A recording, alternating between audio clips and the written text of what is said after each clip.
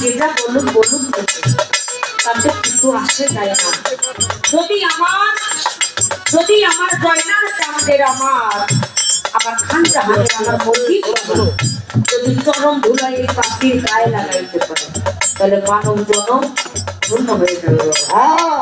যেই ভক্ত প্রকৃত দয়ালকে ভালোবাসে সেই ভক্ত বাড়ির আশা করে না, গাড়ির আশা করে না, নারীর আশা করে না, ছেলের আশা করে না, মেয়ের আশা করে না কখন আমার জয়নাল চাঁদের চরণ ধুলি আমি পাবো, এর আশাই আমাদের পটুয়াখালীতে আপনারা সবাই ছিলেন না, পটুয়াখালী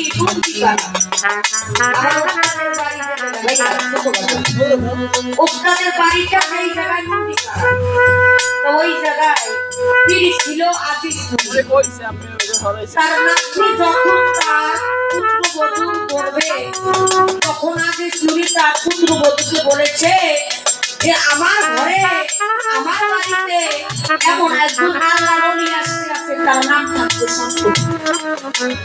সুবহানাল্লাহ। মায়ের ঘরে আমার বাড়িতে এমন একজন মেহমান আসছে তার নাম থাকবে সত্যপীর। তবে ওই সত্যপীরের যিনি চাচা কিছুদিন পরে আদিস চুরি ওফাত নাই খেলাপুর দিয়ে গেছে ওই সত্যপীর ওখান নেওয়ার পরে কিন্তু ওই চাচা বাবা দিতে চায় না, সে নিবে, সে ভক্ত মুরিদান করবে, তার ভাই বোনকে দিবে না।